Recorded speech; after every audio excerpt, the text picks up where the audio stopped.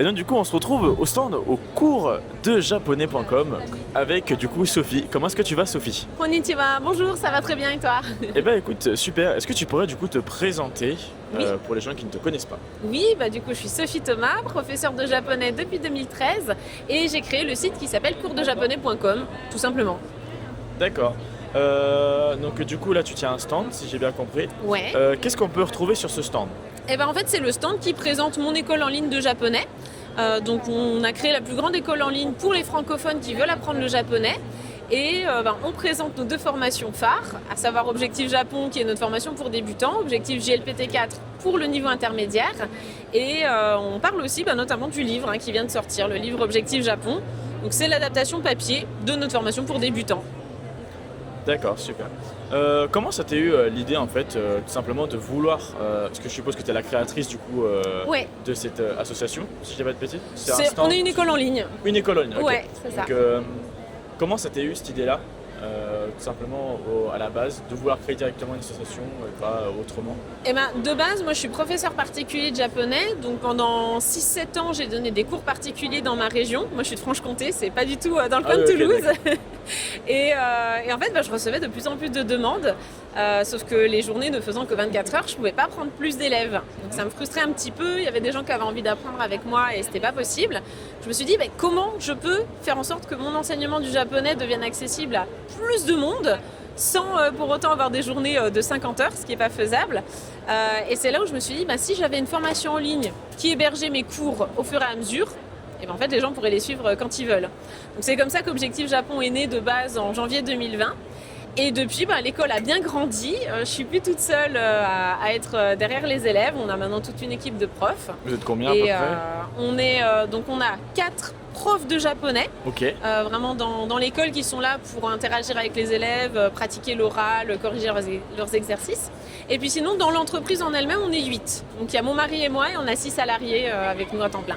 D'accord. Et du coup, vous faites des cours seulement pour la France ou aussi pour l'extérieur? Pour tous les francophones. Tous les francophones? Ouais, c'est ça. On a Ok. plus de 4000 élèves qui sont dans 20 pays différents. On s'est amusé à compter. On a des Français qui sont en Thaïlande, au Japon, aux États-Unis, qui apprennent avec nous. Donc ça dépasse les frontières de la Franche-Comté. Loin de là. Ok. Et du coup, pourquoi ce stand? Pourquoi pas être resté au final en ligne? Parce que ça marchait très bien apparemment.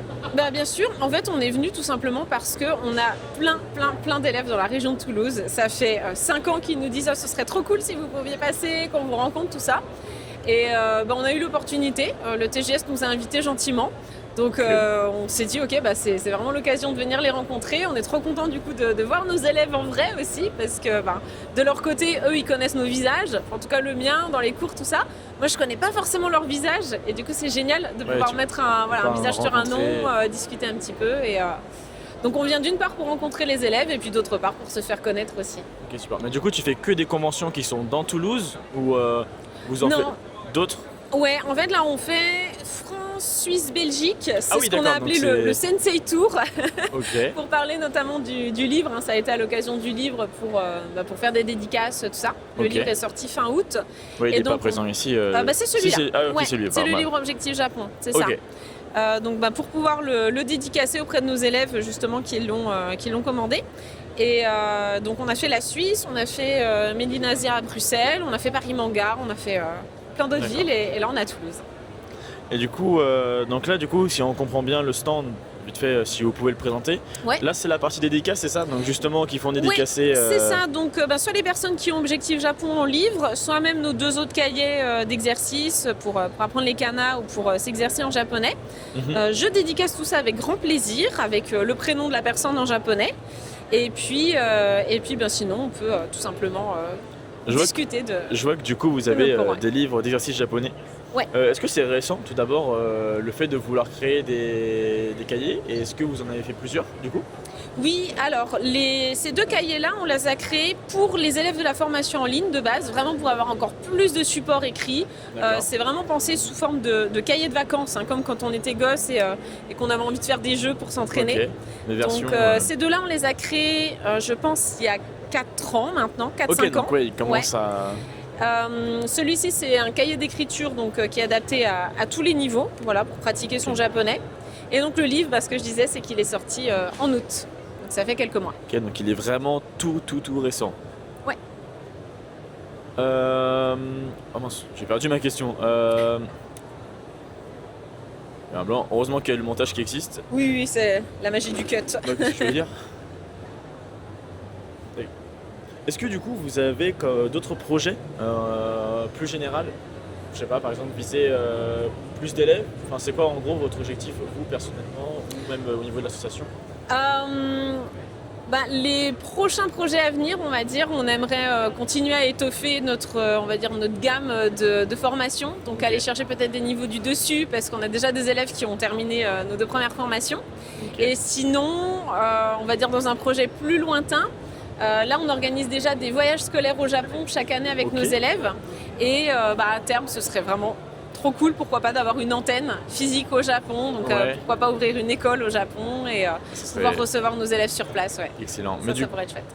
Du coup,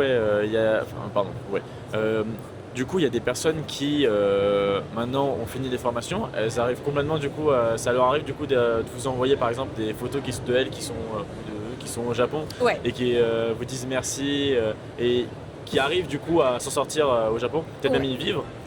Oui, c'est ça. En fait, on a vraiment tous les profils d'élèves. On a autant des élèves qui nous envoient des photos. Je suis dans l'avion, ça y est, je suis en train de partir, c'est trop cool. Mon livre a déjà pris l'avion 2 fois. J'ai déjà eu des selfies, tu sais, du hublot de l'avion. On a des élèves qui sont carrément partis s'expatrier au Japon, qui ont décroché un visa de travail, un visa de résident permanent. Donc ça, c'est génial de pouvoir suivre les élèves vraiment du niveau 0. Ils savent même pas dire bonjour jusqu'à ce qu'ils s'expatrient. Et puis à peu près chaque semaine, on a des élèves qui partent voyager, discuter en japonais. Ça serait vers quel âge du coup, si admettons je voudrais commencer, vers quel âge du coup on peut s'inscrire du coup à cette formation? Moi je la recommande à partir de 12 ans pour que l'élève soit quand même suffisamment autonome déjà pour se servir d'un ordinateur et être sur internet. Et puis pour pouvoir comprendre un minimum ce que c'est un verbe, un adjectif, la grammaire. Donc à partir de 12 ans il n'y a pas de souci. Après nos plus jeunes élèves ont 9 ans, 9 et 10 ans et ils sont accompagnés par les parents. Donc quand on fait ça en duo c'est sympa aussi. Là vous du coup c'est surtout centré sur le japonais. Est-ce que plus tard vous avez envie de pourquoi pas avoir des professeurs qui travaillent d'autres langues qui sont toujours peut-être autour de l'Asie comme le coréen, le chinois? Est-ce que ça c'est dans vos projets plus tard? Peut-être un jour, mais c'est vrai que notre zone d'expertise, c'est vraiment le Japon. Donc il faudrait trouver une Sophie du coréen ou une Sophie du chinois pour pouvoir faire ça dans d'autres langues. Mais je pense qu'on a déjà tellement de choses à développer parce que du coup, c'est sur le Japon. C'est vous qui faites tous vos cours. Ouais, c'est ça. Tout part de moi, maintenant de mon équipe aussi. Mais concrètement, la méthode d'apprentissage, c'est la mienne. Et c'est vrai que ce serait chouette de pouvoir étendre ça encore plus parce que en termes de Japon, il y a déjà tellement à faire qu'on n'a pas fini. On a trop d'idées. Je comprends. Est-ce que vous aurez du coup d'autres choses à dire, par exemple pour une personne qui aimerait se lancer du coup en japonais? En japonais, ouais. Moi, ce que j'aime bien faire, c'est commencer par casser toutes les idées reçues qu'on a sur le japonais. D'accord. Je commence en général mes conférences par ça, mes cours par ça aussi. Il y a tellement d'idées reçues. La première, c'est le japonais, c'est trop difficile, c'est la langue la plus dure au monde, etc. Il n'y a pas de langue facile et il n'y a pas de langue difficile. C'est juste que c'est différent, donc il faut accepter de repartir de zéro. Ça, il n'y a pas d'équivalent comme l'espagnol ou l'italien. C'est pas la même base. Mais une fois qu'on attend, qu'on sait qu'on va partir de zéro et que ça va être le champ des possibles est ouvert devant nous, c'est OK. Et du coup, on se lance. Et le critère de réussite numéro 1, c'est la motivation. Donc si on sait pourquoi on le fait, on se lance. Et après avoir une méthode qui est vraiment balisée pas à pas, ça aide à pas se perdre, ça c'est sûr. Mais déjà se retirer de la tête que c'est difficile et que tout le monde est capable de le faire, c'est déjà bien. Eh ben, c'est excellent. Est-ce que vous aurez quelque chose à ajouter par hasard? Un truc que vous voulez présenter ou autre chose? Ou est-ce qu'on a fait le tour? Oui, je pense qu'on a fait le tour. Après, on peut donner un petit mot de la fin éventuellement. On peut faire un petit mot de la fin si vous voulez. Minasan, ganbatte kudasai. Bossez bien votre japonais et bon courage à tous. Vous l'avez entendu, bossez bien votre japonais. Merci beaucoup. Arigatou gozaimasu, merci beaucoup.